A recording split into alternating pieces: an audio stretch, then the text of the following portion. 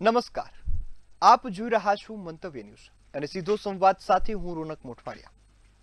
હાલ ગુજરાતમાં છેલ્લા એક મહિનાથી જે ચૂંટણીના પડઘમ વાગતા હતા, પ્રચાર થતો હતો, તે શાંત પડ્યા બાદ આજે સમગ્ર ગુજરાતમાં શાંતિપૂર્ણ માહોલમાં મતદાન પૂર્ણ થયું છે. 15 મહાનગરપાલિકાઓ, 84 નગરપાલિકાઓ, 34 જિલ્લા પંચાયત અને 260 તાલુકા પંચાયત, આ તમામ જગ્યાએ મતદાનની પ્રક્રિયા આજે સવારે 7 વાગ્યાથી શરૂ થઈ હતી અને 6 વાગ્યે પૂર્ણ થઈ. સરેરાશ મતદાનની વાત કરવામાં આવે તો 57 થી 60% જેટલું મતદાન આ વખતે ગુજરાતમાં નોંધાયું છે. એટલે કે આ વખતે મતદાનમાં વધારો તો થયો છે, પરંતુ આ વધારો આપણે એસઆઈઆરની કામગીરી બાદ અનેક નામ કમી થયા છે, એટલે કદાચ એ ટકાવારી આડાવડી થઈ હોય તેના કારણે પણ આપણે જોવા મળતો હોય. હાલ તમામ ઈવીએમ મશીનને સીલ કરી દેવામાં આવ્યા છે અને ઈવીએમ મશીનને સ્ટ્રોંગ રૂમમાં મોકલી આપવામાં આવ્યા છે. આ પહેલા ગુજરાતનું રાજકારણ છેલ્લા એક મહિનાથી ખૂબ જ ગરમાયું. ક્યાંક આક્ષેપ થયા, ક્યાંક પ્રતિ આક્ષેપ થયા, ક્યાંક કૌભાંડોના દાવા થયા, તો ક્યાંક જનતાએ ખુદે વિરોધ કર્યો. આજે ગુજરાતની જનતાએ પોતાના આગામી 5 વર્ષનું ભવિષ્ય પોતાની જાતે લખ્યું છે, પોતાના ઉમેદવારને મત આપ્યો છે અને એમનું ભવિષ્ય ઈવીએમમાં કેદ કરાવ્યું છે. હવે 28 એપ્રિલના રોજ જે મતગણતરી થવાની છે તેના પરથી હાર જીતનો ફેસલો થશે.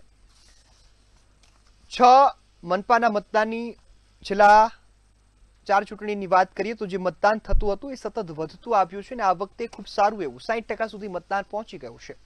લોકશાહી માટે આ બાબતને આપણે ખૂબ સારી ગણાવી શકીએ. હાલની સ્થિતિએ જોવા જોઈએ તો ભાજપ અને કોંગ્રેસ વચ્ચે સીધી ટક્કર છે, તો ક્યાંક ક્યાંક સુરત સહિત સૌરાષ્ટ્રના અનેક ભાગોમાં આપ પણ પોતાનું મજબૂત પ્રભુત્વ ધરાવતી જોવા મળી હતી.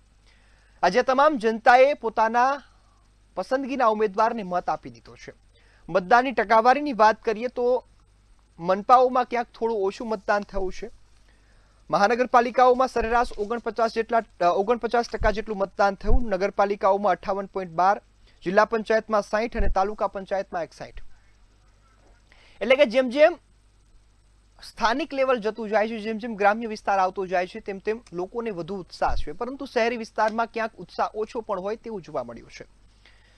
લગભગ 25 થી 26 હજાર જે ઉમેદવારો આ વખતે મેદાનમાં હતા તેમના ભાવિ ઈવીએમમાં કેદ થયા છે અને હવે રિઝલ્ટની રાહ જોઈ રહ્યા છે. આ મુદ્દે ચર્ચા કરવી છે, કેવી ચૂંટણી રહી છે, આગામી સમયમાં રાજકીય પક્ષો કેવી પરિણામની આશા રાખે છે, આ મુદ્દાને પણ જાણવો છે. મારી સાથે આ મુદ્દા પર ચર્ચા કરવા ગેસ્ટ પેનલમાં જોડાયા છે મંજીભાઈ આહિર, જેઓ ભાજપના નેતા છે, અભિષેકભાઈ શુક્લ કોંગ્રેસના નેતા છે અને એક રાજકીય વિશ્લેષક તરીકે કાનાભાઈ બાટવા જોડાયા છે.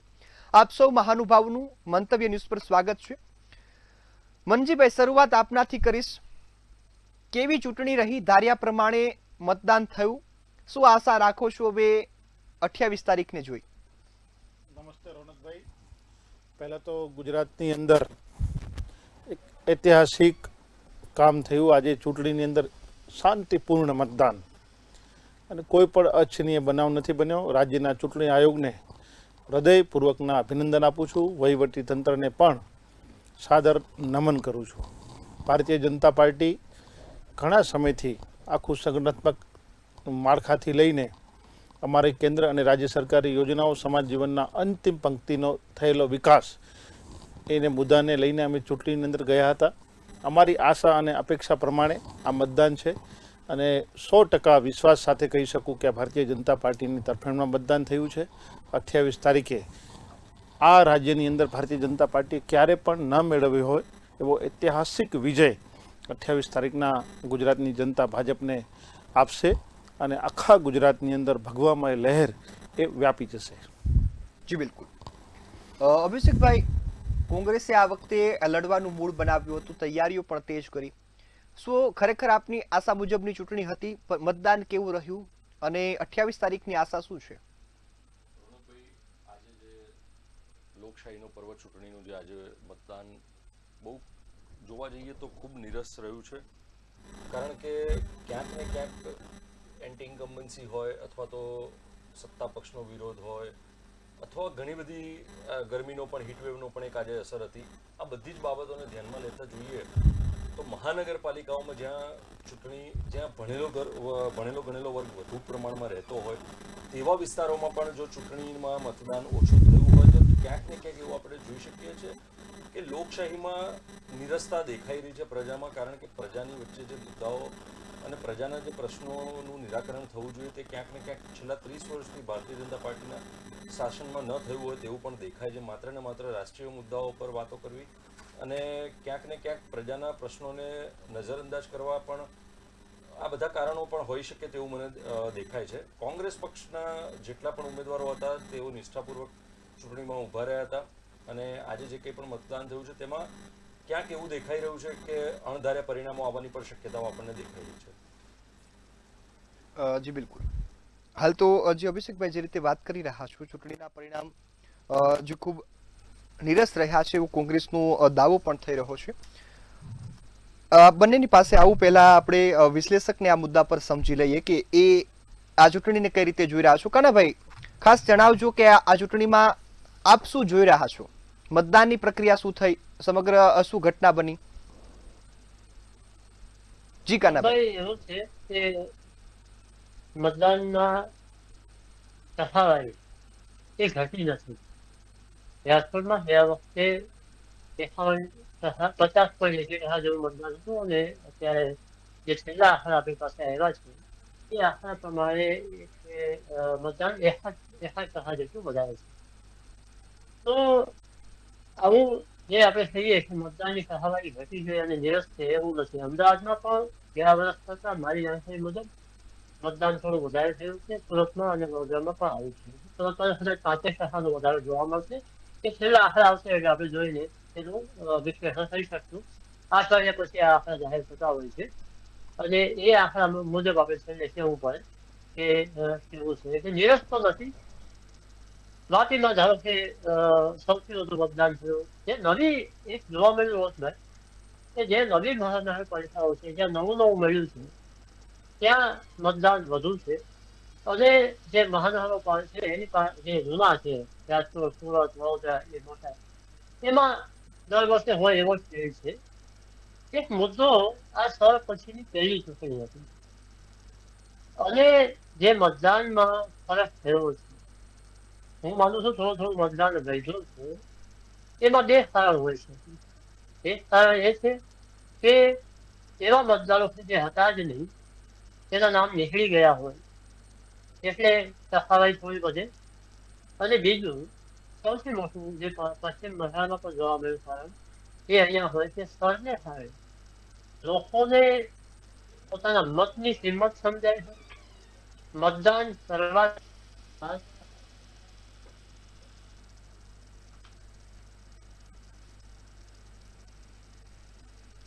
સ્થળને કારણે મતદાનની ટકાવારીમાં પણ ફાયદો થયો હોય એટલે નિરસ મતદાન એવું તો ઓળખમાં હું માનતો નથી.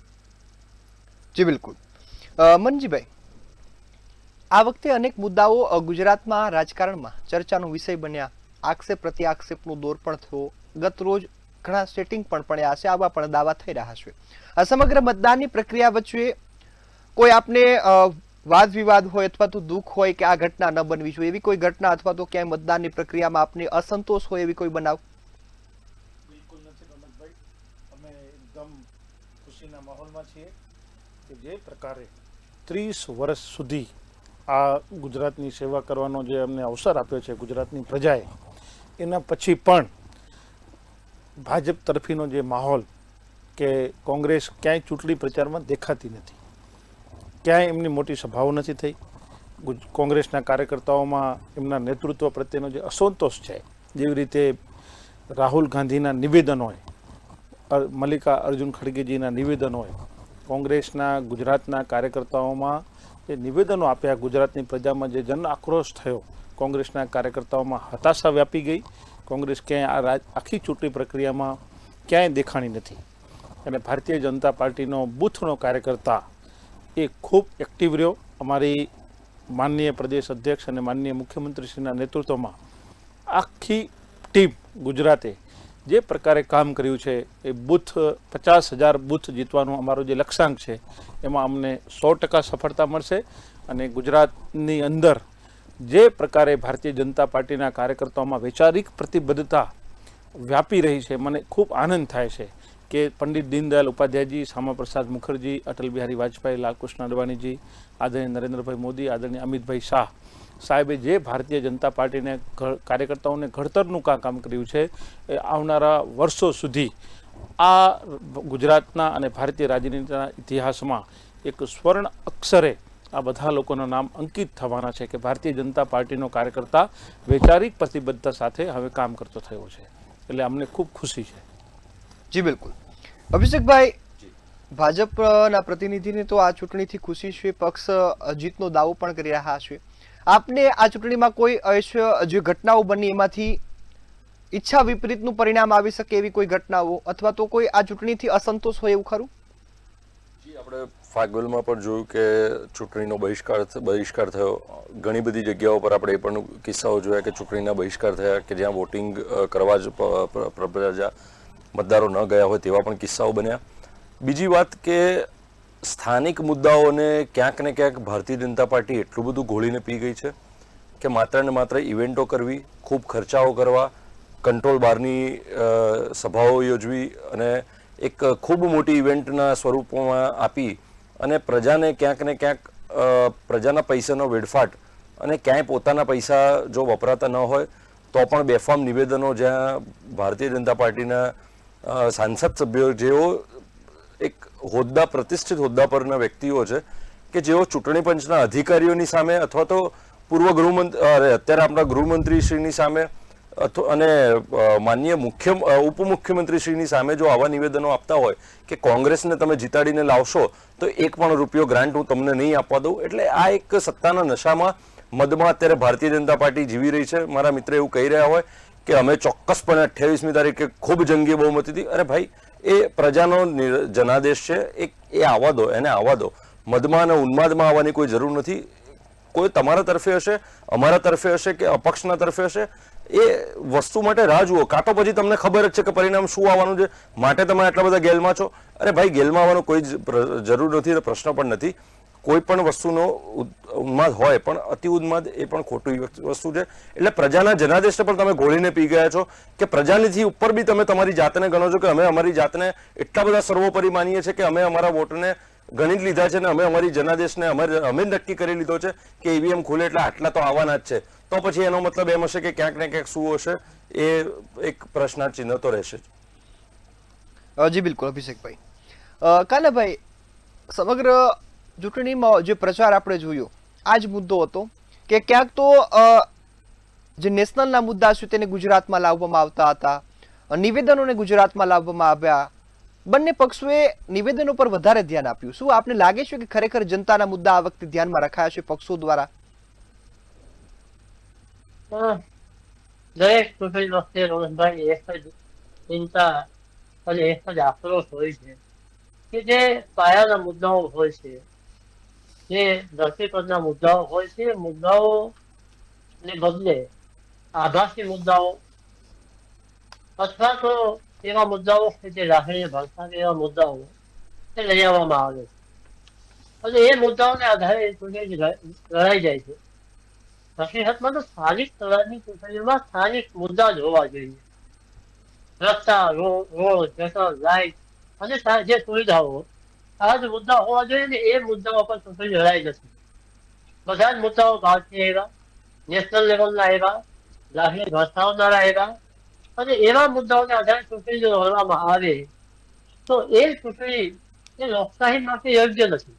એટલે આ વખતે એવું થયું છે કે બીજા બધા મુદ્દા આવ્યા તો સ્થાનિક મુદ્દા બધા જ દબાઈ ગયા. કોંગ્રેસના મિત્ર વાત કરી રહ્યા છે પણ હું એવું કહું કે કોંગ્રેસ પણ એ મુદ્દાઓ ઉઠાવવામાં સફળ ન રહી અથવા એ પણ એવા જ મુદ્દાઓ ઉઠાવ્યા. ખડગેનું નિવેદન છે, એવા નિવેદનને એવા મુદ્દાઓ શું કામ આવવા જોઈએ? એ આ સ્થાનિક સ્વરાજની ચૂંટણી માટે નથી પણ છતાંય આવ્યા છે.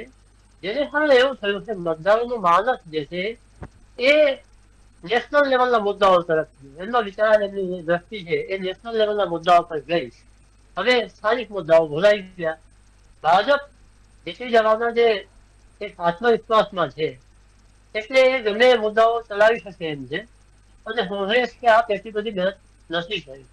છતાં પણ ધોરણભાઈ હું આપને કહું કે આ વખતે મને સૌરાષ્ટ્રમાં ખાસ કરીને રાજકોટમાં એવું લાગે છે કે જેમાં અમુક ઠેકાણે પેનલ પણ તૂટે એવી સંભાવનાઓ છે અને અમુક જગ્યાએ આપનો ઉદય થાય એવી પણ સંભાવનાઓ દેખાઈ રહી છે. એટલે મુદ્દાઓ જેને સ્થાનિક ઉપાયા છે તેને ફાયદો પણ થશે, પણ થાય શું એવું કે મોટા મુદ્દાઓ નેશનલના જે રેકોર્ડિંગ ઉભો કરવામાં આવે છે અને જે મોટો ધરાપીઠ બોલાવવામાં આવે છે એ ધરાપીઠને સામે નાના નાના મુદ્દાઓ એના અવાજમાં દબાઈ જાય છે અને એ જ મોટી શરણાંતિકા છે.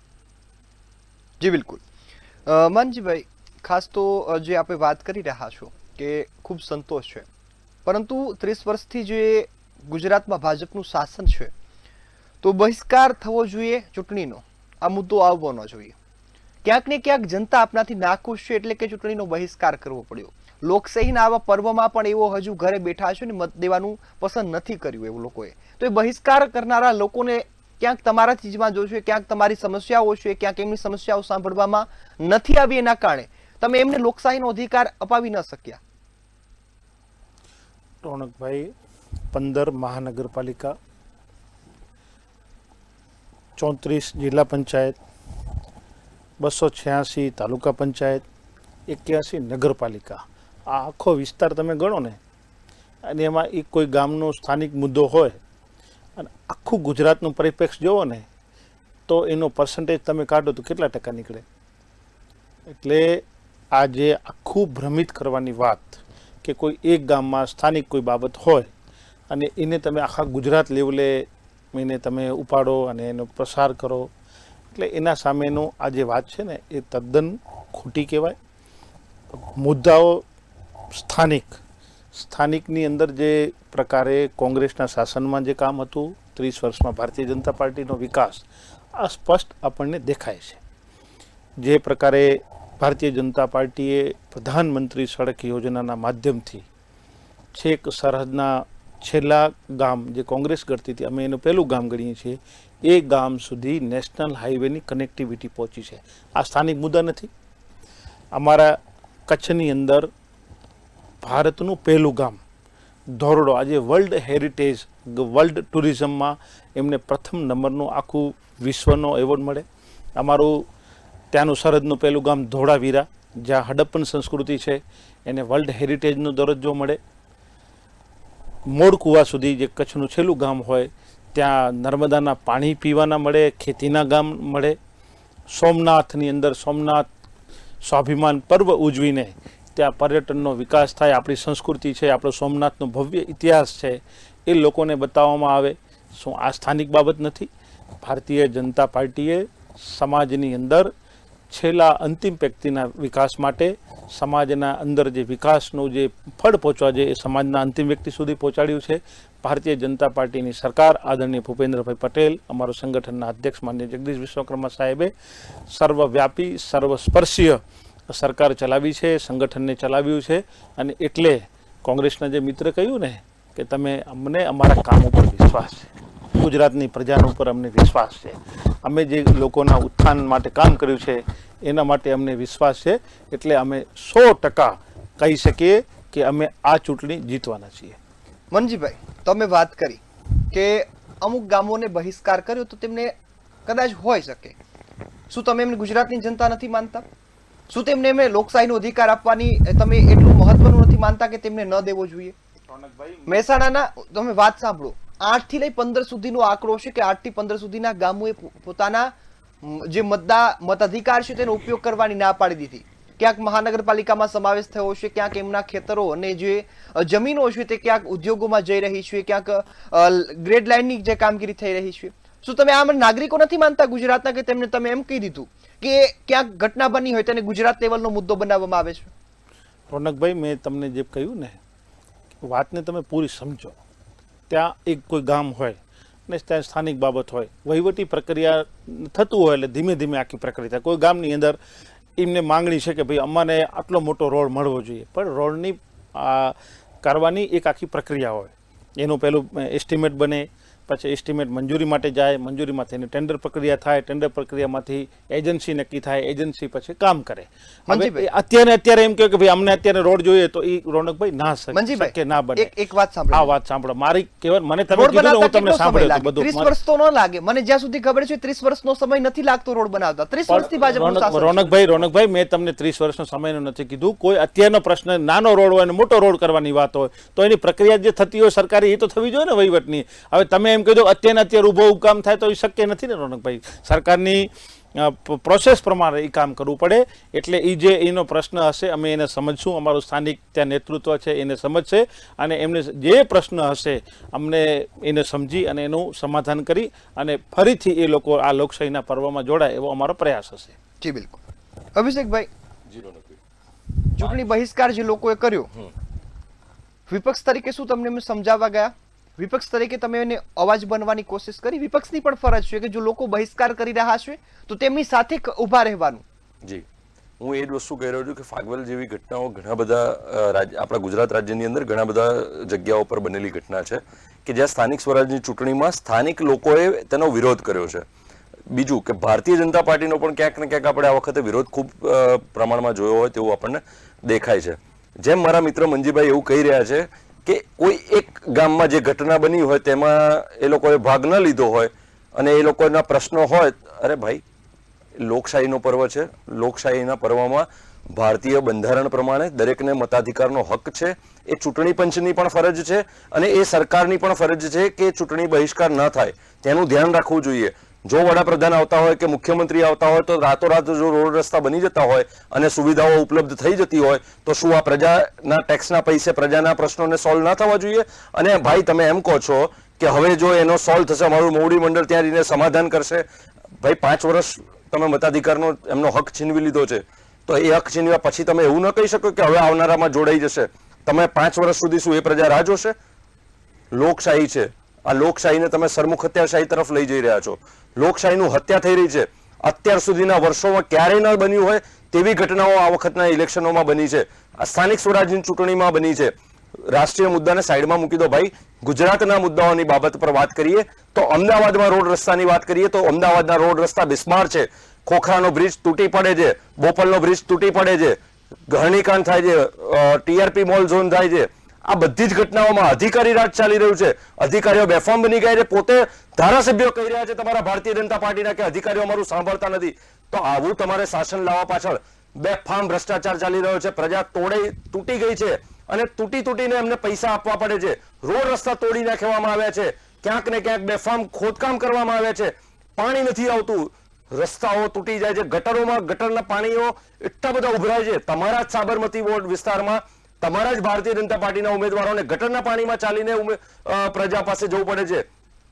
પ્રજા ઉપરથી જોઈને ખુશ થઈ રહી છે કે આ જ ભારતીય જનતા પાર્ટી જે 30 વર્ષથી વિકાસની વાતો કરી રહી છે, ગુલવાંગો પુકારી રહી છે, માત્ર ને માત્ર ઇવેન્ટમાં અને મેં પહેલા જ કહ્યું એ પ્રમાણે મદમાં જીવતી આ ભારતીય જનતા પાર્ટી પ્રજાના પ્રશ્નોને સાવ સદંતર હાંસિયામાં ધકેલી અને એક કહેવાય કે ખૂબ સરસ કોર્પોરેટ સેક્ટર ચલાવી રહી છે કે પ્રજાની કોઈ જ ગણકારતું નથી. બસ તેમના પોતાના ભ્રષ્ટ શાસનમાં અધિકારીઓનો પણ ખૂબ તમે અત્યારે જુઓ કે જ્યારે રાજકોટમાં ટીઆરપી ઝોન વખતે જ્યારે અધિકારીની સંપત્તિ જાહેર કરવામાં આવી ત્યારે ખૂબ ગંભીર હાલત આપણે કહીએ કે પ્રજા પાસે પણ એટલા રૂપિયા ના હોય, એટલા કરોડો રૂપિયા પ્રજાના કરોડો રૂપિયા એ અધિકારી પાસેથી પકડાયા. બેનામી જમીનો પકડાઈ. આ બધું કોના પાપે? ભારતીય જનતા પાર્ટીના પાપે. અધિકારીઓને અત્યારે તમે જોયું ચૂંટણીના પર્વમાં આપણે જોયું કે અધિકારીઓને પણ બીક નથી રહી કે ચૂંટણીના પર્વમાં પણ અધિકારીઓ બેફામ બનીને ભારતીય જનતા પાર્ટીનો ખેસ પહેર્યા વગર ભારતીય જનતા પાર્ટી માટે કામ કરી રહ્યા છે. જે 700 ને 750 ની આપણે વાત કરી રહ્યા છે કે બિનહરીફ થઈ છે, એ તમે લોકશાહીમાં પ્રજાના મતાધિકારને હનન કર્યું છે. ભાઈ તમને એટલી બધી હતી કે તમે 30 વર્ષમાં ખૂબ સારો વિકાસ કર્યો છે, પ્રજા તમારી સાથે છે, તો શા માટે તમારે બિનહરીફ થવાની તમને આટલી બધી લાલસા હતી?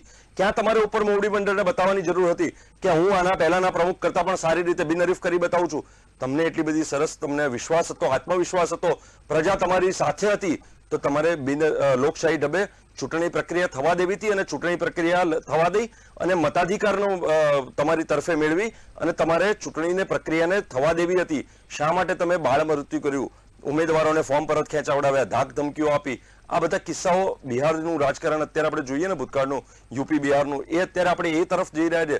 શાંતિપ્રિય ગુજરાત, જે ગાંધીનું ગુજરાત હતું, ત્યાં અત્યારે મોદી અને અમિત શાહના ગુંડા રાજમાં આપણે જોઈ રહ્યા છીએ કે બેફામ ચૂંટણીઓની જે કહેવાય કે લોકશાહીનું હત્યા થઈ રહી છે.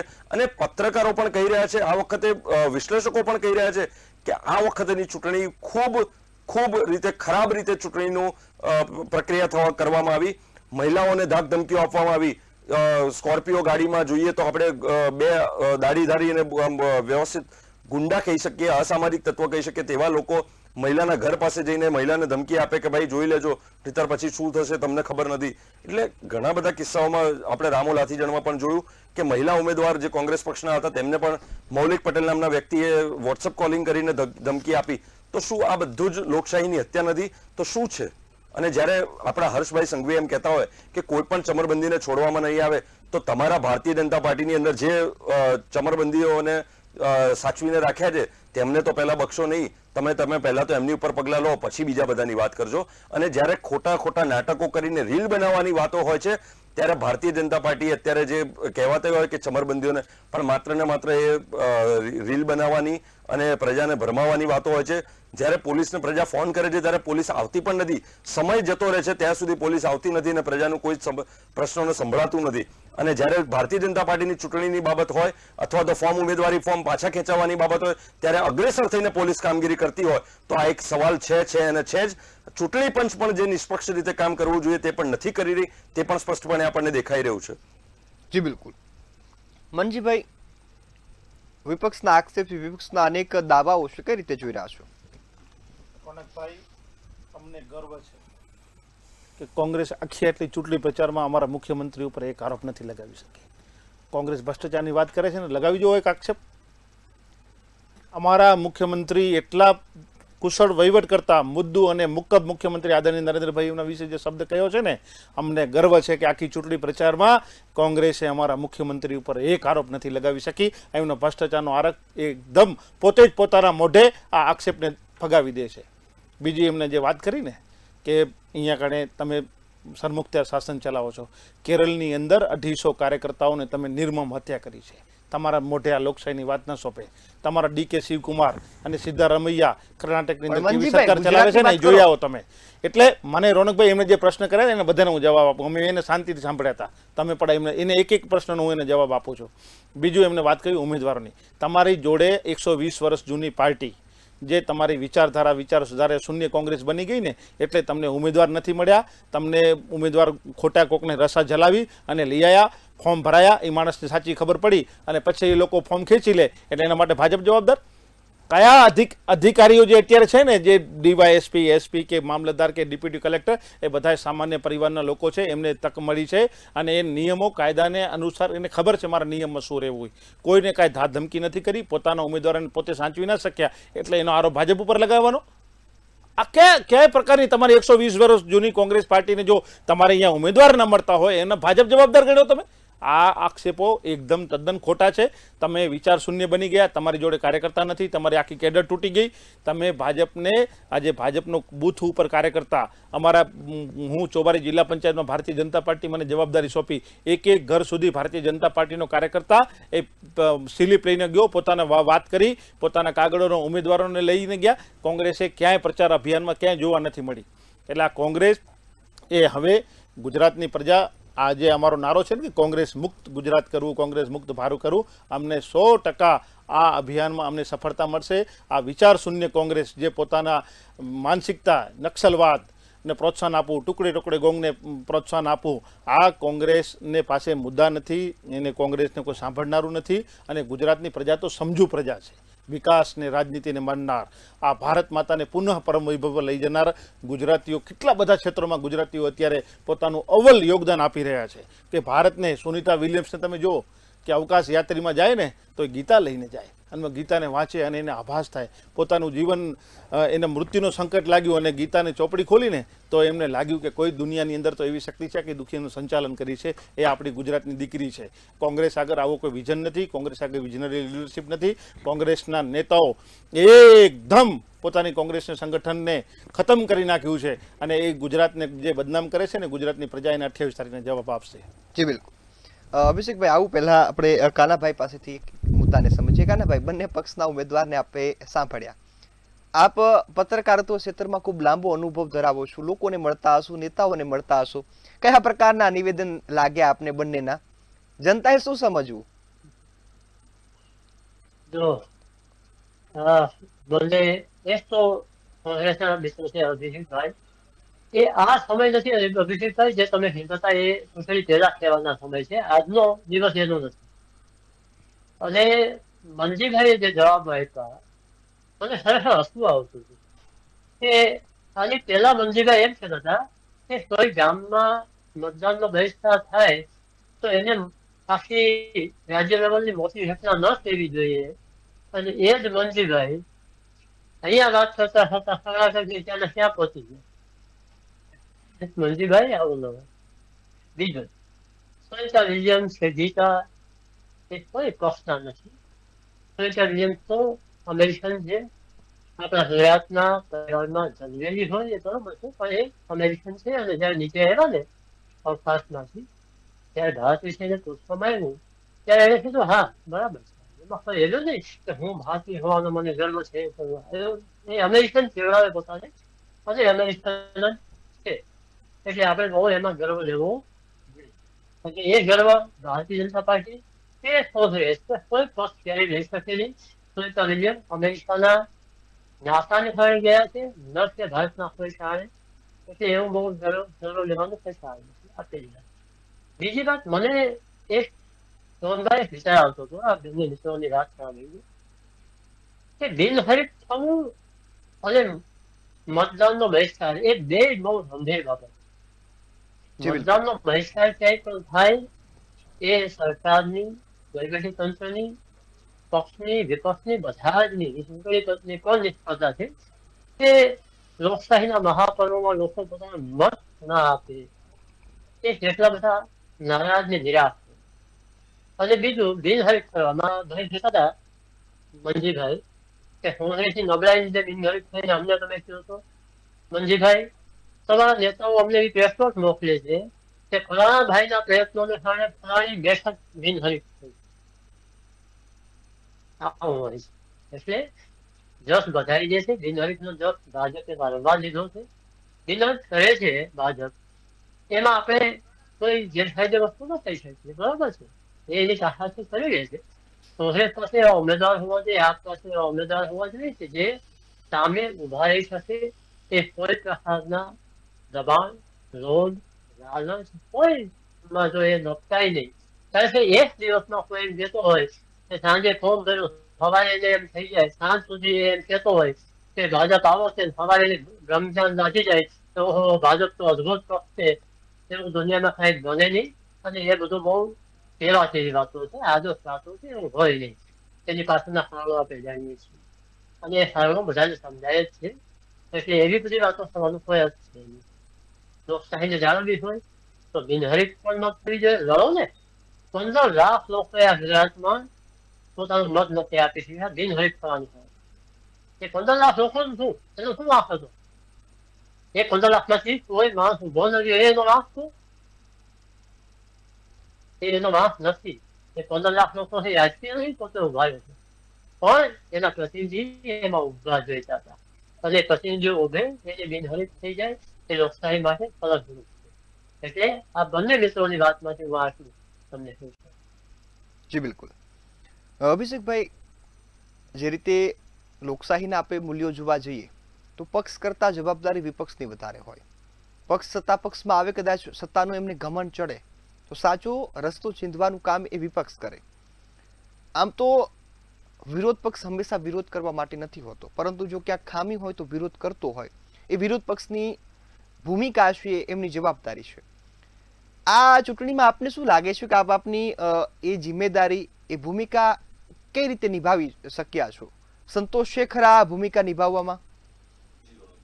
આ વખતની ચૂંટણીમાં નહીં પણ છેલ્લા ઘણા સમયથી આપણે જોઈએ કે ભારતીય જનતા પાર્ટી એક તાનાશાહી પ્રકારે અત્યારે વર્તન કરી રહ્યું તેવું દેખાઈ રહ્યું છે. પ્રજાનો અવાજ જો દબાવી શકતા હોય, વિપક્ષનો અવાજ દબાવી શકતા હોય, તો ભારતીય જનતા પાર્ટી અત્યારે શું નથી કરી રહી એક મોટો પ્રશ્નાર્થ છે. જેમ વિશ્લેષકશ્રીએ કીધું કે લોકશાહીનું અવાજ દબાવી દેવામાં આવે છે કે જે 15 લાખ મતદારો હતા તેમનો શું વાંક.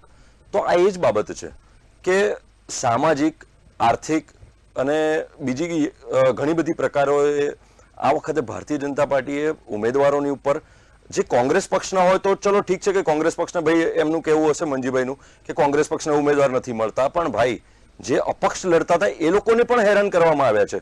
તમને કોંગ્રેસ પક્ષથી તકલીફ છે, તમે કોંગ્રેસ મુક્ત ભારત કરવાની વાત કરો છો, પણ કોંગ્રેસ યુક્ત ભાજપ થઈ ગયું છે તે સ્પષ્ટપણે એ લોકોને દેખાતું નથી. કારણ કે કાચ જેવી બાબત છે કે બધા જ જે કોઈ પણ કોંગ્રેસમાંથી જીતેલા હોય, જો અત્યારે એ લોકોએ જે બિનહરીફ થવાની પ્રક્રિયા કરી છે એમાં પણ એ લોકોએ ક્યાંક ને ક્યાંક ષડયંત્રો કર્યા છે, જોર જુલમ કર્યા છે, બીજા બધા અત્યાચારો કર્યા છે. બીજી વસ્તુ કે જીતી ગયા પછી પણ સત્તાનો નશો એમની પાસે રહેવો જોઈએ, સત્તાનો મોહ એમને એટલો બધો લાગી ગયો છે કે સત્તા અમારાથી છીનવાઈ ન જવી જોઈએ. એટલા માટે એ લોકો જ્યારે કોંગ્રેસ પક્ષના ઉમેદવારો જીતીને આવે છે ત્યારે પણ તેમની ઉપર અત્યાચાર, એમની ઉપર જોર જુલમ કરીને એમને ધમકાવી ડરાવીને રાજીનામા અપાવી દેવામાં આવે છે, ભારતીય જનતા પાર્ટી સાથે જોડી લેવામાં આવે છે. એટલે ક્યાંક ને ક્યાંક ભારતીય જનતા પાર્ટી આમાં શંકાના દાયરામાં તો છે જ. અને બીજી વસ્તુ કે ચૂંટણી પંચ જે રીતે નિષ્પક્ષ રીતે કામ કરવું જોઈએ તે આ વખતે ક્યાંક ને ક્યાંક ન કર્યું હોય તેવું દેખાઈ રહ્યું છે. ટી સેશનના આપણે જ્યારે ચૂંટણી અધિકારી હતા ને એમના સેશનમાં જોઈએ તો વોટર અધિકાર, જે વોટર કાર્ડની બાબત હતી તે પણ ટી સેશનના સમયમાં લાવવામાં આવી હતી. એ એવું કહેતા હતા કે હું નેતાઓને બ્રેકફાસ્ટમાં ખાઉં છું. એટલે નેતાઓ પણ એ વખતે ટી સેશનથી એટલા બધા ગભરાતા હતા કે ચૂંટણી પંચ એ સ્વાયત્ત સંસ્થા છે, એમનાથી ડરતા હતા. નેતાઓ પણ કોઈ પણ પક્ષના હોય, કોંગ્રેસના હોય, ભારતીય જનતા પાર્ટીના હોય કે અન્ય પક્ષના હોય, પણ અત્યારે ક્યાંક ને ક્યાંક અત્યારે એવું પણ આપણને દેખાઈ રહ્યું છે કે ચૂંટણી પંચ પણ નિષ્પક્ષ રીતે કામ કરતું હોય તેવું આપણને નથી દેખાઈ રહ્યું. બીજી વસ્તુ કે રોડ, રસ્તા અને ગટરની જે બાબતો, નગર, જે નળ, ગટર અને રસ્તા જેની બાબત પર ચર્ચા થવી જોઈએ તે ચર્ચા પરથી ભારતીય જનતા પાર્ટી ક્યાંક ને ક્યાંક ભટકી જાય છે. જય શ્રીરામના નારા લગાવે છે, પ્રશ્ન પૂછવામાં આવે તો એમને આવી રીતે ઉડાડી દેવામાં આવે છે બાબતો. પ્રજા પાસે જાય છે, પ્રજા જ્યારે પ્રશ્ન પૂછે છે ત્યારે ભારત માતા કી જય કરી દે છે, નારા લગાવવામાં આવે છે. આ કોઈ શોભનીય બાબત નથી. આપણે પારડીના ધારાસભ્ય, એલિસ બ્રિજ વિધાનસભાના ધારાસભ્યનો કિસ્સો પણ હમણાં 2 દિવસ પહેલા જોયો હતો કે જ્યારે પ્રજાએ પ્રશ્ન પૂછવાનો ચાલુ કર્યો, વિડીયો રેકોર્ડિંગ ચાલુ કરવાનું કર્યું, ત્યારે ત્યાંના કાર્યકર્તા, ભારતીય જનતા પાર્ટીના કાર્યકર્તા એવું કીધું કે ભાઈ વિડીયો ના ઉતાર, નહીં તો જોઈ લઈશું. ત્યારે ચાલતી પકડવાનો વારો આવ્યો. આજે એક દુઃખદ ઘટના એવી પણ બની કે જે ખાડિયા વિસ્તાર, આપણે કોટ વિસ્તાર, જ્યાં ભારતીય જનતા પાર્ટીનો ગઢ કહેવામાં આવે છે, ત્યાં આજે ભારતીય જનતા પાર્ટીના પૂર્વ ધારાસભ્ય ભૂષણભાઈ ભટ્ટને ઢોલ નગારા અને માઇક સાથે પ્રજાની વચ્ચે નીકળવું પડ્યું. તો ક્યાં છે વિકાસ? ક્યાં છે? તમે ખાડિયાને ખાલી કરી નાખ્યું, કોમર્શિયલાઇઝેશન એટલું બધું કર્યું અને પાકિસ્તાન નહીં થવા દઈએ તેવી ઘટના ભારતીય જનતા પાર્ટીના પૂર્વ ધારાસભ્ય કહેતા હતા કે અમે ખાડિયાને પાકિસ્તાન નહીં થવા દઈએ. પણ મુસ્લિમ મતદારો ઘટ્યા છે, મુસ્લિમ મતદારો વધ્યા નથી, પણ જે હિન્દુ મતદારો હતા તે ક્યાંક ને ક્યાંક ઘટી ગયા હોવાને કારણે આજે ખાડિયામાં ખૂબ ગંભીર પરિસ્થિતિ થઈ ગઈ અને ખાડિયામાં વોટરો ઘટી ગયા છે. પોળોનું કોમર્શિયલાઇઝેશન થવું, પાર્કિંગની અસુવિધા, બેફામ રોડ અને રસ્તાઓ ઉપર બેફામ પાર્કિંગ થવું, આ બધા પ્રશ્નોના કારણે આજે ભારતીય જનતા પાર્ટીના ભૂતપૂર્વ ધારાસભ્યએ માઇક લઈને નીકળવું પડે અને વિનંતી કરવા જવું પડે કે વોટિંગ ઓછું થયું છે, વોટિંગ વધારો. તો આ એક નિંદનીય પ્રશ્ન નથી તો શું છે? ક્યાંક ને ક્યાંક 30 વર્ષના શાસનમાં નિષ્ફળતાઓ સ્પષ્ટપણે આપણને દેખાઈ રહી છે. જી બિલકુલ. મંજીભાઈ, જે સમગ્ર પરિસ્થિતિ જોવા મળી અને કદાચ ચૂંટણીનો બહિષ્કાર કર્યો, તો મારો અનુભવ છે આ પત્રકારત્વ ક્ષેત્રમાં, લોકો સાથે વાતચીત થઈ રહી છે, આ મુદ્દાને જાણું છું કે ખરેખર એ સત્તા પક્ષની નિષ્ફળતા છે. વિપક્ષની પણ એમના જવાબદારી એટલી જ આવે કે એ તમામ જે લોકો છે તેમને સમજાવે, એમની સાથે વાતચીત કરીને મતદાન માટે રાજી કરે. પરંતુ બંને પક્ષો અત્યાર તો નિષ્ફળ ગયા છે, હું માનું છું. હવે વાત આવી પરિણામોની. શું લાગે છે આપને, આશા મુજબના મળશે કે આ વખતે વિરોધના સૂરમાં ક્યાંક ધોવાવાનો વારો આવશે? અમારી ભારતીય જનતા પાર્ટીનું શીર્ષ નેતૃત્વનું કામ, એમના ઉપર એક પણ દાગ ન લગાવી શકે એવું એમનું વ્યક્તિત્વ, અને અમારા સંગઠન માન્ય જગદીશ વિશ્વકર્મા સાહેબ અને માન્ય રત્નાકરજી, અમારા સંગઠન મહામંત્રીએ આખી સંગઠનાત્મક પ્રક્રિયા એ ઉમેદવારની પસંદગીથી લઈ અને શરૂઆતમાં જ્યારે ઉમેદવારી ફોર્મ ભરે અને જનસેવાનો સંકલ્પ લે કે હું અમારી ભારતની જે બંધારણ છે એના નિયમો પ્રમાણે અમારા પંડિત દીનદયાળ ઉપાધ્યાયજીએ એકાત્મ માનવ દર્શનનું જે સિદ્ધાંત આપ્યો છે, અમારા આદરણીય વડાપ્રધાને એક ભારત શ્રેષ્ઠ ભારતનું જે પ્રકારે કામ કરી રહ્યા છે, અને અમારું વિઝન છે કે આ ભારત એ દુનિયાનો એવો શક્તિશાળી રાષ્ટ્ર બને કે જે દુનિયાને સુખ અને શાંતિ આપે. આપણે માત્ર ઇકોનોમિકલી ફાઇનાન્શિયલી મજબૂત થઈ જઈએ એ મહત્વનું નથી, પણ દુનિયાને અત્યારે સુખ અને શાંતિ જે ખપે છે, જે દુનિયા ઝંખી રહી છે, એ માત્ર ને માત્ર આ ભારત જ આપી શકે એમ છે. મંજીભાઈ, એટલે એક વાત સાંભળી લો.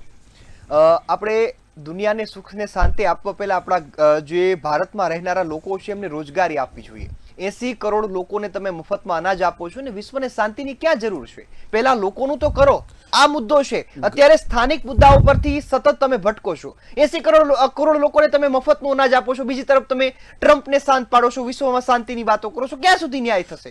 જનતા સાથે વિશ્વાસઘાત જ થઈ રહ્યો છે. જો આ સરકારે આદરણીય નરેન્દ્રભાઈ ભારતના વડાપ્રધાન બન્યા, એમનો પહેલો જ સંસદ આપણે જે ભારતીય જનતા પાર્ટીની બેઠક થઈ ને એમાં એમ કીધું કે આ સરકાર છે ને ગરીબોને માટે સમર્પિત સરકાર હશે. આ ગરીબ કલ્યાણ વર્ષ તરીકે ભારતીય જનતા પાર્ટી ઉજવ્યું. અત્યારે તમે ડાયરેક્ટ ડીબીટીના ટ્રાન્સફરથી જે વાત કરો ને, કેટલા રૂપિયા જાય છે? કોઈ પણ નહીં, ડાયરેક્ટ જે લાભાર્થી છે ને એને સુધી લાભ પહોંચ્યો. ગરીબોનું 25 કરોડ લોકો ગરીબીની મુક્તમાંથી થયા, ગરીબીમાંથી બહાર નીકળ્યા એ લોકો, બરોબર. આપણે સ્વચ્છ ભારત મિશન ચલાવી અને ભારતની અંદર ખૂબ સરસ મજાનો સંદેશ આપ્યો. નેશનલ હાઈવેની કનેક્ટિવિટી કેટલી વધી, રાજ્યના ધોરીમાર્ગો કેટલા બધા સરસ મજાના બની રહ્યા છે. મંજીભાઈ, રોજગારી કેટલી આપી? રોજગારીની અંદર ગુજરાતની અંદર તમે જેટલા ઇન્ડસ્ટ્રીલાઇઝેશન, હું જે વિસ્તારમાંથી આવું છું ને, કચ્છ વિસ્તાર, એક સમયનો 50 વિસ્તાર હતો, અત્યારે એ જિલ્લાની અંદર છે ને 12 થી 4 લાખ લોકો આવીને રોજીરોટી મેળવે છે. ગુજરાત કચ્છના સ્થાનિક લોકો તો ઠીક, 12 થી લોકો આવીને રોજીરોટી મેળવે છે. કેટલું મોટું ડિજિટાઇઝેશન થયું. અત્યારે સેમી કન્ડક્ટરના ક્ષેત્રમાં કેટલું બધું ગુજરાતની અંદર કામ થઈ રહ્યું છે. અમદાવાદનો કેટલો વિકાસ થયો. રિવરફ્રન્ટ તમે જુઓ. હમણાં છેલ્લા બાકીના જે સરકારે જીઆઈડીસીને મંજૂરી આપી, ગરીબ શહેરી વિકાસ વર્ષ ઉજવ્યું. આ બધા જે પ્રોજેક્ટો આવી રહ્યા છે ને એમાં લોકો ડાયરેક્ટ, સીધી અને ઇનડાયરેક્ટલી રીતે રોજગારી જ પ્રાપ્ત કરે છે. અને ગુજરાતની અંદર જે પ્રમાણે યુવાનોનો વિકાસ થયો, ગુજરાતની અંદર જેવી રીતે સ્કિલ યુનિવર્સિટીઓ બની, ગુજરાતની અંદર ચિલ્ડ્રન યુનિવર્સિટી બની, ગુજરાતની અંદર ગુજરાતની પ્રજાની સુખાકારી માટે એમનો પણ ઉલ્લેખ કરજો. સરકારી શાળાઓ બંધ થઈ ગઈ એમનો પણ ઉલ્લેખ કરજો વિકાસમાં. સરકારી કચ્છની અંદર તમે કહું, આ કચ્છની અંદર પહેલી વખત એવો નિયમ લઈ સરકાર કે ભાઈ અહીંયાના જે શિક્ષકોની ભરતી થશે ને એ નિવૃત્ત થશે ને ત્યાં સુધી કચ્છની અંદર એને રહેવું પડશે. આવા ક્રાંતિકારી નિર્ણયો વિકાસ, રોનકભાઈ, વિકાસ વિનકભાઈ, તમે સન્માનીય છો, તમે ખૂબ તમારે પત્રકાર ક્ષેત્રનો અનુભવ છે. હું તમને તમારા કાર્યને હું ખૂબ સારી રીતે જાણું છું કે તમે પત્રકાર ક્ષેત્રની અંદર કેટલું રિફોર્મ્સ લઈ આવ્યા છો. આ વિકાસ એ અવિરત પ્રક્રિયા છે. તમે આપણે એક ભેરું બધું થઈ જશે એવું નથી, પણ જે પ્રકારે 30 વર્ષની અંદર એક સમય જ્યાં પાણી નહોતા પહોંચતા ત્યાં અત્યારે ખેતીના પાણી મળતા થઈ ગયા. આમાં રાપર વિસ્તાર એક સમયનો 50 વિસ્તાર હતો, ત્યાં આ વખતે તમે સીધી રીતે નહીં ને આડકતી રીતે તમે તમારી રીતે સર્વે કરાવજો ને, 500 કરોડથી વધારાનું જુરું એક વિસ્તારમાં થયું તાલુકાની અંદર. જે એક સમયની અંદર ત્યાં કોઈ ટ્રેક્ટરની લોન લે તો ભરવાની સ્થિતિ નહોતી, ભાઈ કેવી રીતે આપણે ભરી શકશું. અત્યારે એ ખેડૂત ત્યાં નર્મદાનું પાણી પહોંચવાના કારણે આજે એટલું મોટું રિફોર્મ્સ થયું છે ખેતીની અંદર કે પ્રાકૃતિક ખેતીની અંદર કચ્છે કેવી રીતે પ્રાકૃતિક ખેતીમાં માન્ય રાજ્યપાલે આખા મુહિમ ઉપાડી, પ્રાકૃતિક ખેતીનું કેટલું મોટું વિસ્તરણ થયું. કચ્છ જેવા જિલ્લામાં સરહદ ડેરીના કારણે આજે એ સરહદ ડેરીનું 1500 કરોડનું ટર્નઓવર છે. નાના નાના લોકોને લાભ મળ્યો એનો. જી બિલકુલ. કાનાભાઈ, ભાજપ પક્ષના ઉમેદવાર મંજીભાઈની વાત સાંભળીને ખૂબ આનંદ થયો, અને જો ખરેખર આવું ગુજરાતમાં થયું હોત તો ગુજરાતની જનતાને પણ આનંદ થયો હોત. સરકારી શાળાઓ બંધ થઈ, આ સરકારના આંકડા છે, સરકારે આપેલા આંકડા જ અમે અહીંથી કહી રહ્યા છીએ, એ વાત સાચી છે. રોજગારીની વાત હોય તો કેટલી રોજગારી મળે છે એ પણ જાણીએ છીએ. ખેડૂતોને મળતા ભાવની વાત હોય તો એ પણ જાણીએ છીએ. ને સીધી વાત થાય છે નર્મદાના પાણી પહોંચાડવાની. તો આ ભાજપ સરકારે કદાચ લાઈન નાખી દીધી, પરંતુ વરસાદ તો ભગવાન વરસાવે છે ને. છેલ્લા કેટલાક વર્ષોથી એ ભગવાનની દયા છે એ જગતના તાત ઉપર કે વરસાદ વરસે છે એટલે પાણી આવે છે. બાકી તમે ઘરેથી કઈ પાણી તમારા ગોરામાંથી નથી નાખી જવાના ખેતરમાં. કાનાભાઈ, સમગ્ર ગુજરાતના વિકાસની વાત થાય તો 30 વર્ષથી ભાજપનું શાસન છે. કોંગ્રેસે 70 વર્ષમાં કામ ન કર્યું એટલે જનતાએ જાકારો આપ્યો, પરંતુ ભાજપને મોકો આપ્યો તો ભાજપે મોકાનો કેવો ફાયદો ઉઠાવ્યો, પોતાના વિકાસમાં કે ગુજરાતના? રોજભાઈ, એક વાત સમજવા જેવી છે કે આ વિકાસ ઇમ્બેલેન્સ છે, બેલેન્સ નથી. વિકાસ એક બાજુ થયો છે ને એક બાજુ નથી થયો. તમે જે ક્ષેત્રો ભણાવ્યા એ ક્ષેત્રોમાં વિકાસ નથી, રોજગારી નથી, શાળાઓ સરકારી બંધ થઈ છે, પાણીનો પ્રશ્ન છે. એ જ પ્રમાણે મહાનગરોમાં પણ રસ્તાઓ અને સામાન્ય સુવિધાઓના પ્રશ્નો છે. તેની સામે ભાઈએ મંજીભાઈ જે જણાવ્યું છે એ પ્રકારના વિકાસ થયા જ છે, નથી થયા એવું ન કહેવાય. પણ એ વિકાસ જે છે માળખાકીય વિકાસ અને દેખાય એવો વિકાસ. ભાજપ જે વિકાસ કરે છે ને એ વિકાસ દેખાય એવો વિકાસ હોવો જોઈએ તો અમે કરીએ, બાકી નહીં. સરકારી શાળામાં તો 2 પૈસા મળે નહીં. જો શિક્ષણનું ખાનગીકરણ થાય તો એમાં કરોડો રૂપિયા આવે, આ સ્પષ્ટ છે. એટલે ગુજરાતમાં ખાનગી શાળાઓ નથી ગઈ, એને જો વિકાસ કહેતા હોય તો આપણે માનીએ, પણ જો એને વિકાસને બદલે વિકાસ કહેતા હોય તો પણ આપણે કહેવું પડે. એટલે ભાજપે જ્યાં જ્યાં વિકાસની વાત કરી, અહીંયા સેમી કંડક્ટર પ્લાન્ટ નાખવામાં આવે, આનંદ થાય આપણને. પણ એ સેમી કંડક્ટર પ્લાન્ટ છે એ આપણને રોજગારી કેટલી આપશે એ પૂછો ને ભાઈ. તમે એ તો પૂછો કે કેટલી રોજગારી આપશે. આ સાણંદમાં ટાટા આવી અને પછી ગઈ અને ફોર્ડ પણ ગઈ એટલે કેટલી રોજગારી ઓછી થઈ એનો જવાબ આપો ને. આવ્યા ત્યારે બહુ કહેતા હતા તો. એટલે આ વિકાસ છે એ બેલેન્સ નથી. હંમેશા વિકાસ સંતુલિત હોવો જોઈએ, સામાન્ય માણસ સુધી પહોંચતો હોવો જોઈએ. મોટા માણસ સુધી પહોંચે એવો વિકાસ એ કોઈને જોઈતો નથી. હવે રહી વાત 30 વર્ષમાં કામ જેટલું થયું, ઘણું કામ થયું નથી, થયું એવું નથી. ઘણા બધા રસ્તાઓ સારા છે, ઘણું બધું સારું કામ થયું છે. પણ એની જવાબદારી છે ભાઈ. તમે 30 વર્ષ સુધી સત્તામાં બેસો તો એ તમારી જવાબદારી છે, એ ગણાવવાની વાત નથી. એમાં આપણે બહુ વ્યક્ત ન લેવો જોઈએ. 30 વર્ષમાં તો એ મેળે આપણે આટલું થાય જ. તમને આટલું બજેટ જે જનતા આપે છે, આ પૈસા ટેક્સના આપે છે, એ તમે વાપરો છો ખિસ્સામાંથી થોડા વાપરો છો ભાઈ. આ બધા પૈસા સરકારને આપે છે જનતા, એ જનતા ટેક્સમાંથી બને છે. એટલે વિકાસ એવું થાય કે અમે હરાવ્યો અમે હરીએ એવું થાય હોય નહીં. કોઈ પણ સરકાર આવે, ચૂંટાઈને આવે એ તો જનતાની જનતાની સરકાર સાહેબ મોકલી છે, જનતાના પૈસા વાપરી રહ્યા છે, એ યાદ રાખવું જોઈએ. એટલે જનતાના પૈસા સંતુલિત રીતે વપરાય, સામાન્ય માણસો માટે પણ એને ફાયદો થાય, ખેડૂતોને પણ ફાયદો થાય. ગુજરાતના ખેડૂતો અત્યારે સૌરાષ્ટ્રનો ખાસ દુઃખી છે. એ ખેડૂતો સુધી એની યોજનાઓ પહોંચાડો, એના સુધી પાણી પહોંચાડો, એને એના ખેતર સુધી એને લાઈટ પહોંચાડો. પછી એમ કહો કે તમે મત આપો તો સાચું છે. સંતુલિત નથી વિકાસ. વિકાસ છે તો એ ઇમ્બેલેન્સ. જી બિલકુલ. અભિષેકભાઈ, જે રીતે કાનાભાઈ વાત કરી, આ વાતથી હું 100% સહમત છું. ભાજપ સરકારે કામ નથી કર્યા એ વાત નથી, કામ ખૂબ સરસ કર્યા છે, પરંતુ સંતુલિત વિકાસ નથી. હવે એક દાખલો હું તાજો આપું. અમદાવાદથી ધોલેરાનો એક્સપ્રેસ વે છે, વડાપ્રધાન મોદીનું સપનું હતું અને ખૂબ સરસ બનાવ્યો. થોડોક ભ્રષ્ટાચાર થયો છે. એક વખત હું એ રસ્તેથી પસાર થયો તો મને ખબર પડી કે ઉદ્ઘાટન જેનું લોકાર્પણ થયું એ પહેલા ક્યાંક ખાડા થયા, ક્યાંક તિરાડો પડી, એ આપણે જવા દઈએ. પરંતુ અમદાવાદના એક સામાન્ય વિસ્તારમાં રહેતો નાગરિક છે, એને એ ધોલેરાનો એક્સપ્રેસ વેની જરૂર હતી કે એના શેરીમાંથી નીકળતા રસ્તાની જરૂર હતી? આપના વિપક્ષ તરીકેની નહીં, પરંતુ એક નાગરિક તરીકે કહેજો. રોનકભાઈ, સ્થાનિક સ્વરાજની ચૂંટણી છે. સ્થાનિક સ્વરાજની ચૂંટણીમાં સ્થાનિક પ્રશ્નોની બાબત હોય તો આપે જે કહ્યું કે નાગરિક તરીકે કહેજો, તો હું ચોક્કસપણે નાગરિક તરીકે કહીશ કે મારા વિસ્તારમાં, હું આંબાવાડી વિસ્તારમાંથી પણ નીકળું ને, ત્યાં મારા ઘરની બહાર નીકળતા જ રોડ બિસ્માર છે. 500 વખત મેં ચોમાસામાં પાણી ગટરનું ઉભરાય છે. જ્યાં ગુલબાઈ ટેકરા વિસ્તારમાં પણ પાણી ઉભરાય છે, ત્યાં મેં કોર્પોરેશનના અધિકારીને ફોન કરીને એમ કીધું કે ભાઈ અહીંયા વર્ષોથી પાણી ઉભરાય છે, ત્યાં રસ્તો તમે સરખો કેમ નથી કરતા? તો અધિકારી એમ કહે છે કે અમને સૂચના નથી. એટલે અધિકારીઓ પણ ક્યાંક ને ક્યાંક સૂચનાની રાહ જોતા હોય છે. કોની સૂચના એ પણ આપણને ખબર નથી હોતી. ઘણા કિસ્સાઓમાં એવું હોય છે કે ક્યાંક લાઇટનો પ્રશ્ન હોય ને આપણે ટોરેન્ટવાળાને કહીએ ફોન કરીને કે ભાઈ આ પ્રશ્ન તાત્કાલિક ધોરણે નિરાકરણ કરાવો, ત્યારે એ લોકો એમ કહેતા હોય કે તમે ફલાણા ધારાસભ્યશ્રીનો ફોન કરાવડાવો ને. ત્યારે કહેવું પડે છે કે ભાઈ ધારાસભ્ય સિવાય પણ અમે પ્રજા તરીકે તમને ફોન કરીએ છીએ, તમે લાઇટ બિલ અમારી પાસેથી લો છો, નથી ભાઈ ધારાસભ્ય ભરતા, તો અમારા પ્રશ્નોને તમારે જ સવાલનો જવાબ આપવો પડે. એટલે કહેવાની એક બાબત રોનકભાઈ એ પણ છે, નાગરિક તરીકે મને મારી ફરજ ખબર પડે છે, તો નાગરિક તરીકે સૌ નાગરિકને પણ એટલી ફરજની ખબર પડવી જોઈએ. અને એ જ આ ચાન્સ હતો કે આજે મતાધિકારમાં આપણે રૂપાંતરિત કરીને જે મદમાં, નશામાં, સત્તાની જે લાલસામાં જે અત્યારે ઘૂમી રહી છે ભારતીય જનતા પાર્ટી, તેને જાકારો આપવાની વાત હતી કે જે પ્રજાના પ્રશ્નો આપણા ઉઠાવી શકે.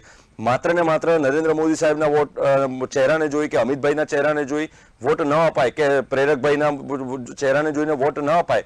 સ્થાનિક સ્વરાજની ચૂંટણીમાં સ્થાનિક ઉમેદવાર કેવા છે, આપણો પ્રશ્ન અવાજ, આપણા પ્રશ્નને અવાજ આપશે કે નહીં, એ પણ એક જોવાની બાબત છે. ભારતીય જનતા પાર્ટી ચોક્કસ 365 દિવસ અને 24 કલાક દોડતી હશે, પણ એ માત્ર ને માત્ર કાર્યક્રમોમાં, ઇવેન્ટોમાં, જ્યારે વડાપ્રધાન આવવાના હોય ત્યારે દોડીને જતા હશે, બસો ભરવાની હોય ત્યારે બસો દોડીને ભરતા હશે, પણ જ્યારે પ્રજાના પ્રશ્નની વાત આવતી હોય ત્યારે ક્યાંક ને ક્યાંક અવાજ તેનો રૂધાય છે. તે પણ હકીકત છે.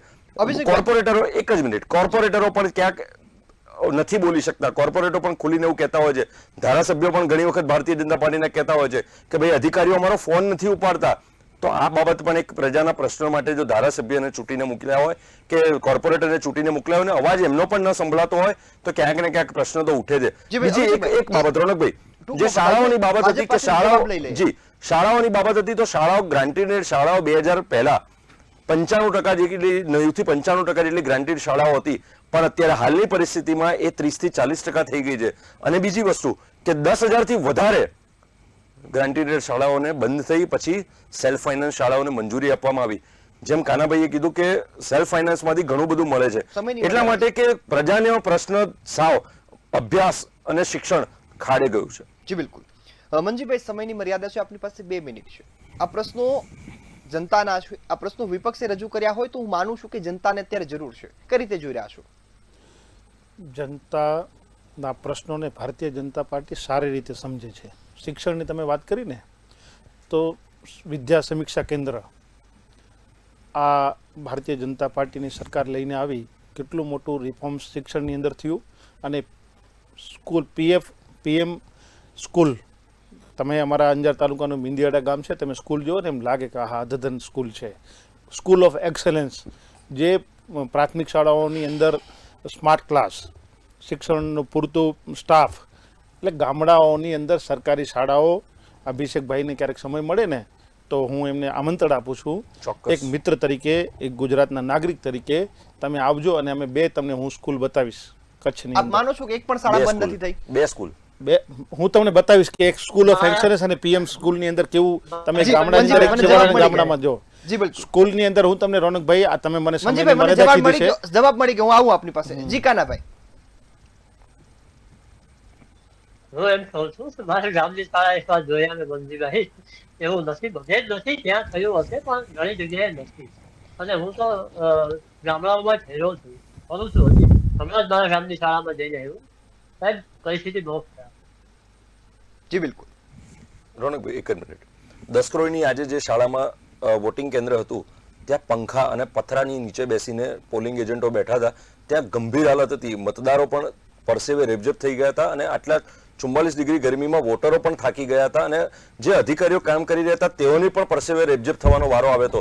સ્કૂલ ઓફ એક્સેલન્સ 2-3 સ્કૂલો બની હશે, ના નથી.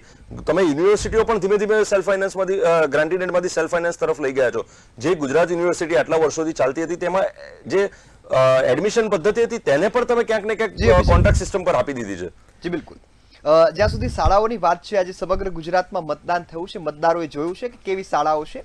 હવે આશા છે કે કદાચ આ ચૂંટણીમાં શાળા જોઈને એમને મન પણ બદલ્યું હોય, ત્યાં જઈને પક્ષની પણ પસંદગી અન્ય કરી હોય, ઉમેદવારને પણ આપ્યું હોય. હવે 2027માં પણ તમારી પરીક્ષા છે, બંને પક્ષોની પરીક્ષા થશે. હાલ તો સમયની મર્યાદા છે, એટલે કાર્યક્રમની સમાપ્ત કરીએ છીએ. આપ સૌ અમારી સાથે જોડાયા અને ખૂબ સરસ ચર્ચા કરી, બદલ આપનો ખૂબ ખૂબ આભાર. ખૂબ ખૂબ ધન્યવાદ. જ્યાં સુધી સ્થાનિક સ્વરાજ્યની ચૂંટણીનું આજે મતદાન થયું, આશા છે કે જે મહિના દિવસથી પ્રચાર ચાલતો હતો, મીડિયા દ્વારા જે કવરેજ કરવામાં આવ્યું, તમારા વિસ્તારની શું સ્થિતિ છે, આ તમામ પરિસ્થિતિને જોઈ તમે મતદાન કર્યું હશે.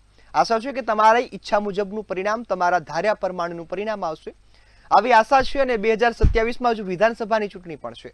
જો કદાચ અત્યારે તમને સંતોષ ન હોય પરિણામથી, તો ત્યારે પણ તમે આ બંને પક્ષોની પરીક્ષા લઈ શકો છો. આશા છે કે જનતાનું ભલું થાય, જનતા પોતાના અધિકારો મેળવી શકે, આવી આશા સાથે કાર્યક્રમ સમાપ્ત કરીએ છીએ. ફરીથી મળીશું એક નવા મુદ્દા સાથે. ત્યાં સુધી મને રજા આપશો. નમસ્કાર.